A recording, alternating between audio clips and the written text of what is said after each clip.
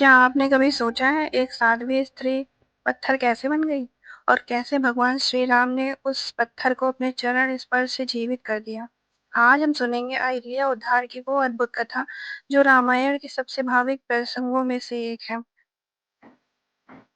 गौतम ऋषि की पत्नी तपस्वी विद्वान और धर्मनिष्ठ थे। उनकी पत्नी अहिल्या अनुपम सौंदर्य और पतिव्रता धर्म से युक्त थी।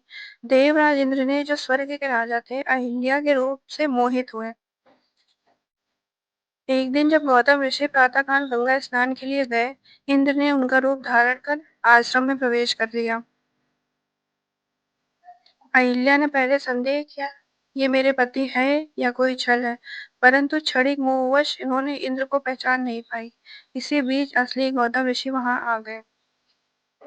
गौतम ऋषि का क्रोध भयानक था। उन्होंने इंद्र को शाप दिया कि उसके शरीर पर 1000 योनि के चिन्ह हो जाए और अहिल्या को शाप दिया कि हे अहिल्या, तुम पत्थर के समान जड़वत हो जाओगी, कोई तुम्हें देख नहीं सकेगा।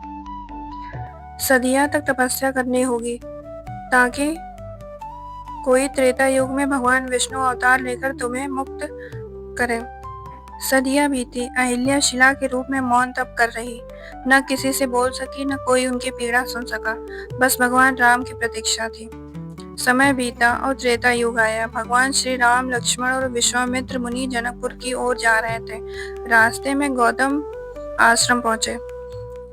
विश्वामित्र ने कहा, राम, यहाँ शिला के रूप में तप कर रही अहिल्या है, जाओ अपने चरण से इन्हें उद्धार करो। श्री राम जी ने जैसे ही आश्रम में प्रवेश करते कहा, उनके चरणों की धूल उस शिला पर पड़ती है।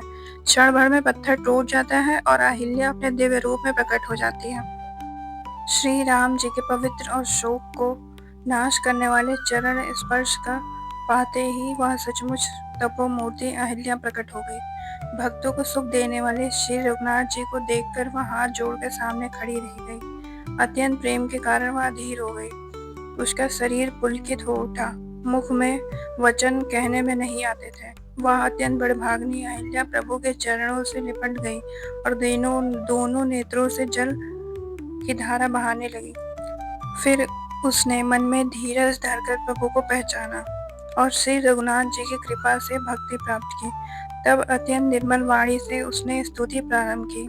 हे ज्ञान से जानने योग्य श्री रघुनाथ जी, आपकी जय हो। मैं अपवित्र स्त्री हूँ। हे प्रभु, आप जगत को पवित्र करने वाले, भक्तों को सुख देने वाले और रावण के शत्रु हैं। हे कमल नयन, हे संसार के भय से छुड़ाने वाले, मैं आपकी शरण आई हूँ, मेरी रक्षा कीजिए, रक्षा कीजिए। मुनि जीओ, मुझे शाप दिया सो बहुत ही अच्छा किया। मैं उसे अत्यंत अनुग्रह मानती हूँ कि जिस कारण मैंने संसार से छुड़ाने वाले श्री हरि को नेत्र भरकर देखा। इसी को शंकर जी का सबसे बड़ा लाभ समझते हैं। हे प्रभु, मैं बुद्धि की बड़ी भोली हूँ।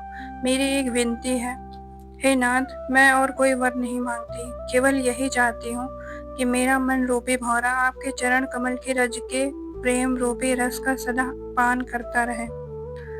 जिन चरणों से परम पवित्र देव नदी गंगा जी प्रकट हुई, जिन्हें शिव जी ने सिर पर धारण किया और जिन चरण कमलों की ब्रह्मा जी पूजन करते हैं, कृपालु हरि ने उन्हीं को मेरे सिर पर रखा।